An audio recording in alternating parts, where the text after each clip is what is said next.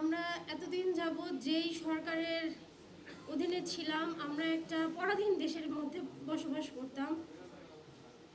হাজার হাজার লোকের রক্তের বিনিময়ে এই দেশ স্বাধীন হয়েছে। তার মধ্যে আমার হাজব্যান্ড একজন। আমার হাজব্যান্ড খুবই ভালো মানুষ ছিল। সে সবসময় বলতো যে দেশটা এরকমভাবে চলতে গেলে আমরা তো কখনো স্বাধীনভাবে কোনো কিছু বলতে পারবো না, কোনো কিছু করতে পারবো না। আমাদের মুক্তির দরকার। কিন্তু আমরা কখনো বুঝতে পারি নাই যে আমরা কখনো মুক্তি পাবো, এ থেকে কখনো মুক্তি পাবো। অনেক লোকের যেমন রক্তের বিনিময়ে এই দেশ স্বাধীন হয়েছে।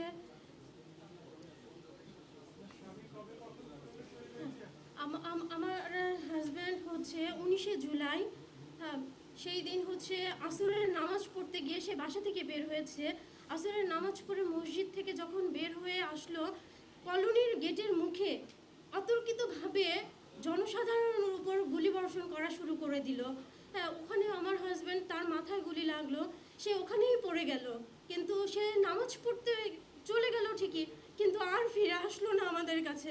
আমরা এক মুহূর্তে আমাদের সব কিছু শেষ হয়ে গেল, কিন্তু আমরা তাকে আর ফিরে পেলাম না। তার শরীর থেকে সমস্তটা রক্ত চলে গেল, এই দেশকে সমস্তটা রক্ত সে দিয়ে তার মৃত্যু হলো। তার বিনিময়ে আমরা হয়তো এখন নিঃশ্বাস নিতে পারতেছি, স্বাধীনভাবে কথা বলতে পারতেছি।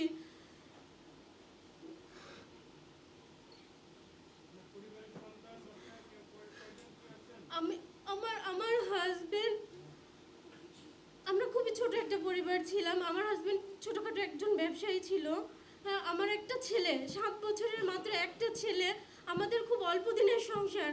আমার ছেলেটাকে এভাবে এতিম হয়ে যেতে হবে আমি কখনো কল্পনা করি না। এত অল্প সময় আমাকে এভাবে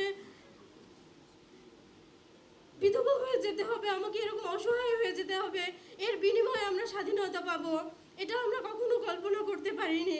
তারপরেও হাজার হাজার রক্তের বিনিময়ে যে এই দেশ স্বাধীন হয়েছে, সবাই যে স্বাধীন হয়েছে, এর জন্য আমরা কৃতজ্ঞ। সবাই তার জন্য দোয়া করবেন, তার রুহের মাগফিরাত করবেন, সে যাতে জান্নাতবাসী হয়, এই দোয়াটাই করবেন। আমার আর কোনো কিছু বলার নাই।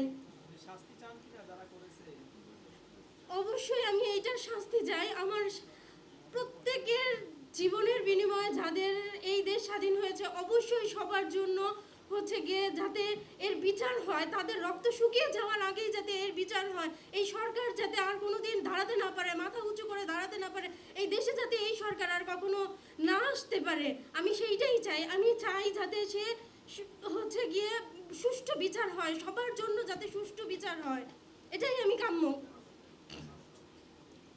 আমার আর কিছুই বলার নাই।